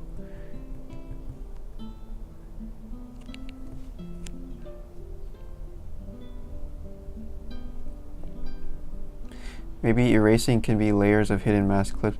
Yeah, that's how erasing works now. It's basically a mask, and that's the problem, is because it's a mask. The order of the masking matters, and you can't do certain orders like that. So by flattening it into a PNG, then you can retain the transparency, and it's really easy because then you're just stacking an image on top.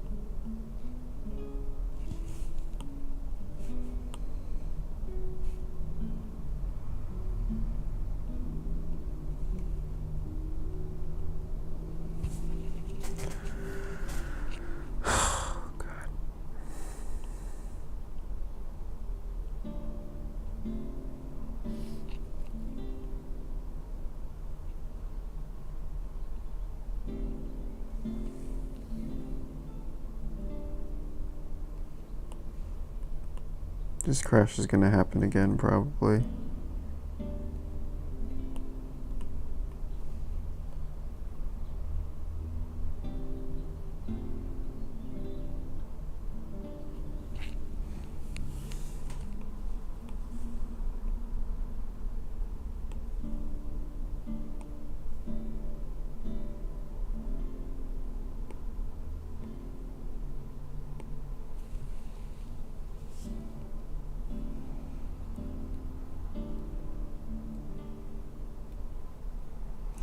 But in the background, a merged layer would still have two vector / regular layers, no bitmaps.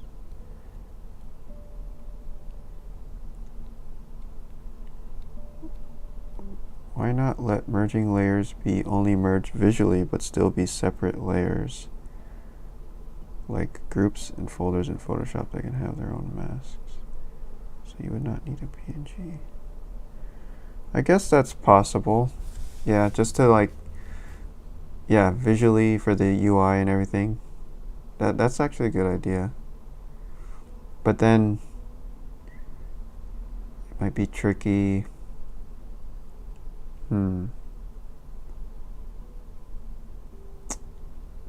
Maybe. That could work. That would solve some issues, actually.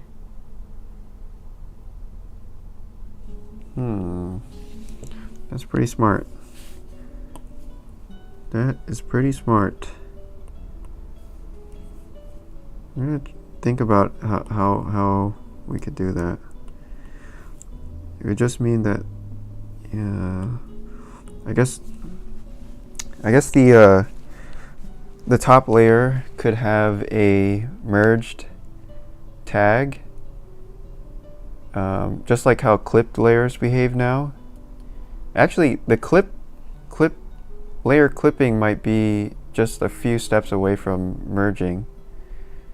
So the clipping system right now is like the top layer has a clip property that says, it points to a different layer and it says, okay, I'm clipped to this layer over here, so that means that I have to use that layer's alpha channel as my own mask too.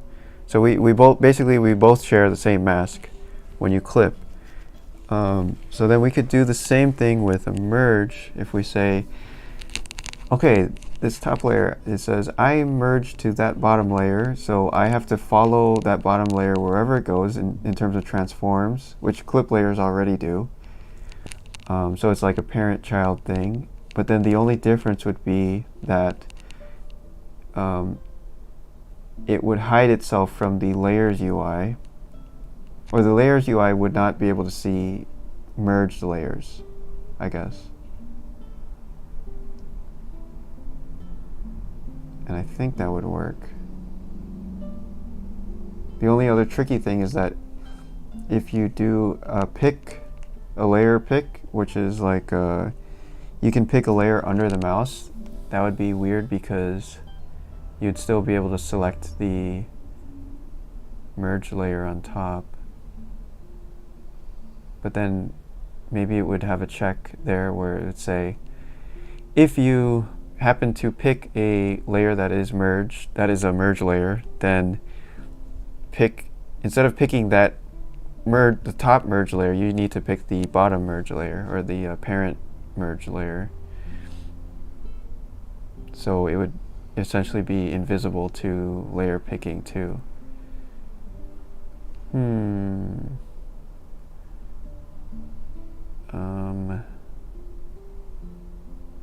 What else? What other trouble could we run into? The other thing is exporting, because when you export, it exports each layer. So export would also have to do some special case for those merge layers.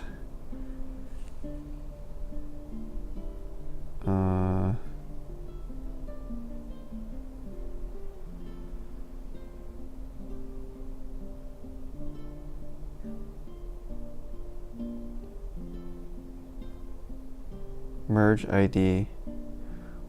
Well, I don't think I need a... Do you think I need a merge ID, or could I just use the ID of the bottom or the parent layer? Because there can only ever be one parent layer, right? So that would be like the ID of the whole group, I guess. Export can just export the merge group as one. Yeah, that's true. So it would be like a recursive thing where, because normally it exports all the layers individually and then it merges them all at the end to give you the final image. But then we could also say, before we do that, check if you have any merged layers and then merge those ones first, or save those individually as PNGs first, merge those into PNGs, and then use those PNGs to merge the final image. Oh my god. Okay, I think it could work. I think it could work, and it would be a lot better than the current system. It would just be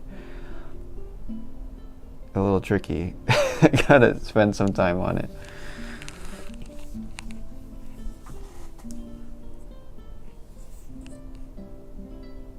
I'm trying to think of anything else that could go wrong with that system. Oh, one thing that might break is masking, because right now you can only clip down to one layer, and even though so if we tried to clip down to that merged layer, it would actually only be clipping down to the bottom, the base layer, and not the top layer. So that's one potential issue that I don't know how I would get around that actually.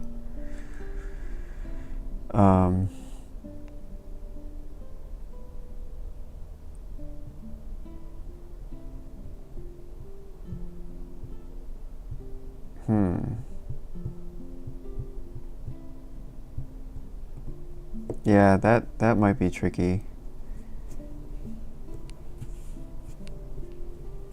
Well, I'm gonna start thinking about it though. It's interesting.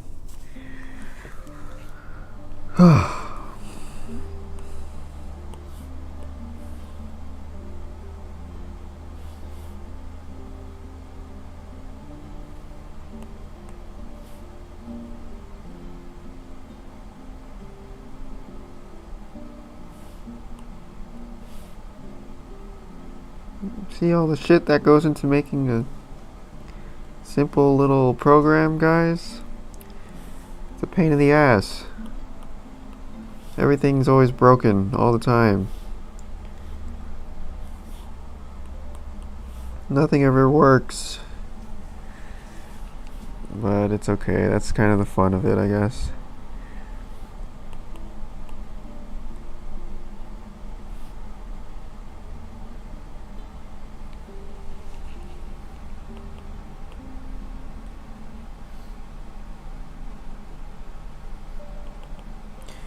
This portrait is killing me though. I still feel like it's so weird looking. Even after all this time, I feel like we've been on here forever. I haven't figured this out.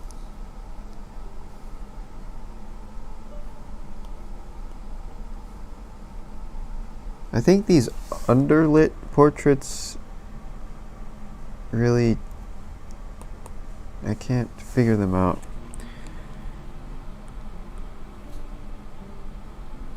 Even though this isn't really underlit, but there's like a lot of bounce light going on.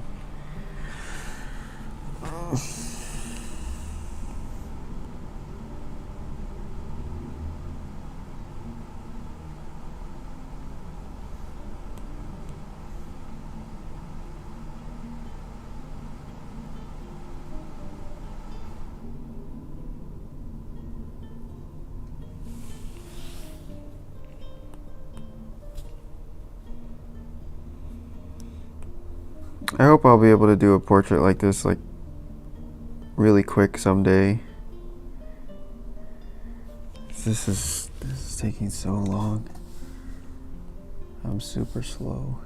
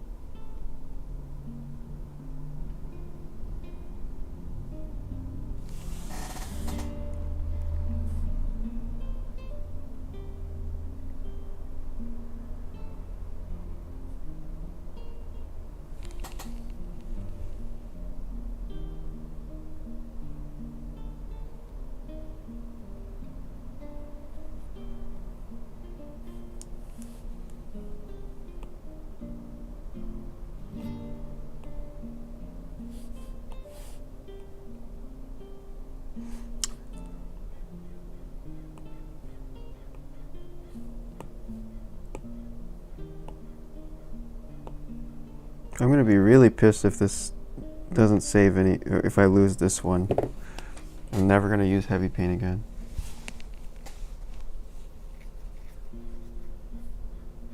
Man, this guy has he's been playing Final Fantasy guitar music for like 5 hours. Jeez.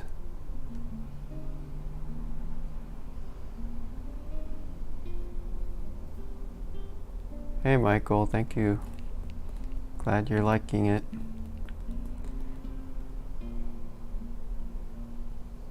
Hey Charlie, yeah, this is the layers version. It's the iOS beta. See? Yeah, just working on some bugs today.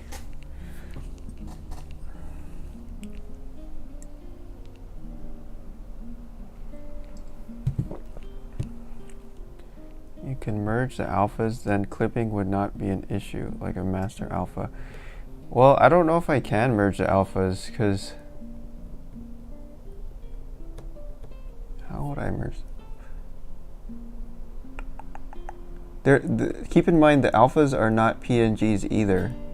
The alphas are also strokes, just like how the regular strokes are.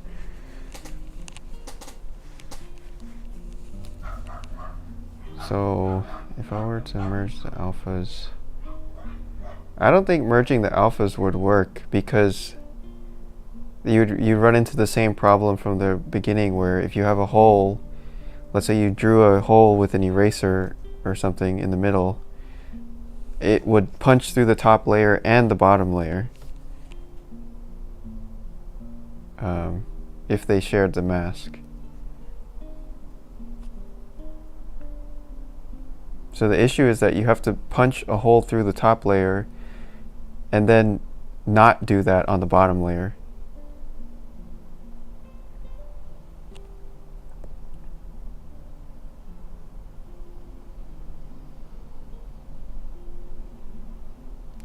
The merge alpha is in shader. No, I don't think it can work. Well, it's hard to explain, but each layer has its own.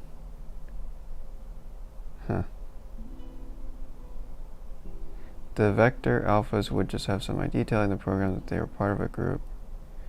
So the merged one is just for display purposes.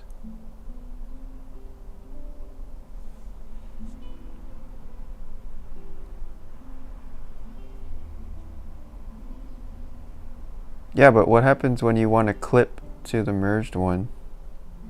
Because you'd have to make a new alpha that's merged out of the two on top of the two that are already there. And that would have to be drawn to a new viewport, actually, because each alpha is like a whole new viewport. It's kind of a crazy system, like how it's working here. It's very Frankenstein, but every channel, like each layer, the color channel and the alpha channel, have different hidden viewports that are rendering all of them. So I think if you wanted to then clip it, oh my gosh, my brain is exploding right now.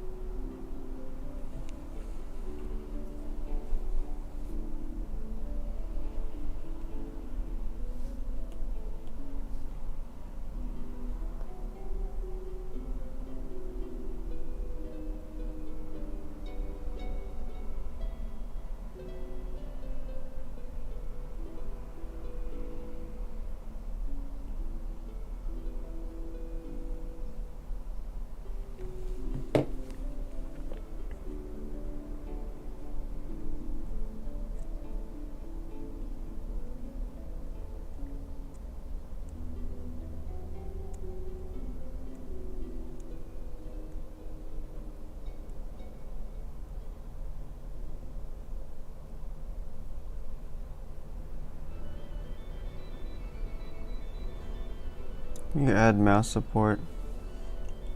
I don't know. It should work. There's nothing different about the Android mouse handling. And it should work with tablet. I mean, I use it on my Android.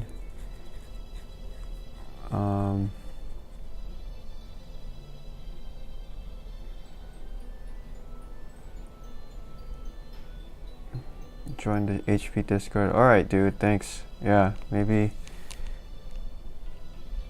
I think what you're suggesting will probably work. It'll just take some creative juice, but I think it'll work. Yeah.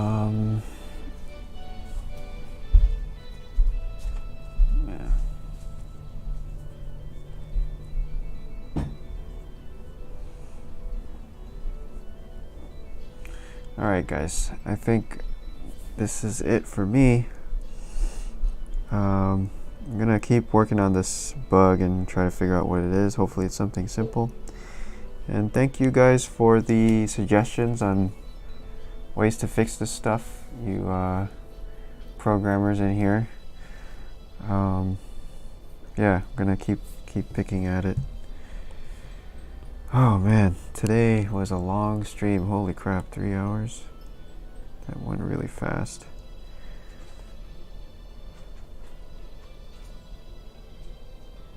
Alright, see you guys next time.